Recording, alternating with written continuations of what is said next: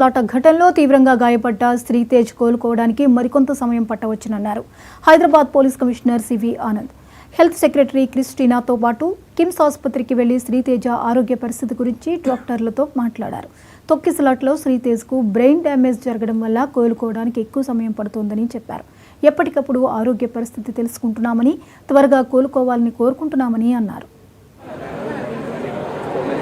బాబు శ్రీతేజ్ ఆయన పరిస్థితి, ఆరోగ్య పరిస్థితి ఏంటి, ఇంకా ముందు వచ్చే రోజుల్లో దాని గురించి ఏమేమి చర్యలు తీసుకోవాలో గురించి డాక్టర్స్ని అడిగి తెలుసుకున్నాము. సో దాని బులెటిన్ ఎగ్జాక్ట్ కండిషన్ ఏంటో డాక్టర్స్ తర్వాత బులెటిన్ లాగా ఇస్తారు. ముఖ్యంగా ఆ రోజు జరిగిన తొక్కిసలాట్లో శ్రీతేజ్కి బ్రెయిన్ డ్యామేజ్ జరిగింది. ఆక్సిజన్ అందక హైపోక్సియా బ్రెయిన్ డ్యామేజ్ అంటారు, అది జరిగింది. సో దాని నుండి రికవరీ కావడానికి సమయం పడుతుందని డాక్టర్స్ తెలియజేయడం జరిగింది.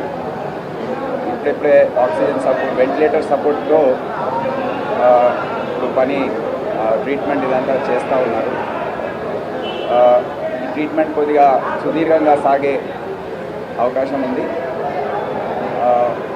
టెక్నికల్ ఆస్పెక్ట్స్ ఏదైతే ఉన్నాయో అవి తొందరలో డాక్టర్స్ టీమ్ ఒకటి రివ్యూ చేసి ఒక బులెటిన్ లాగా వాళ్ళు ఇష్యూ చేస్తారు. బీఆర్ఎస్ పిలుపు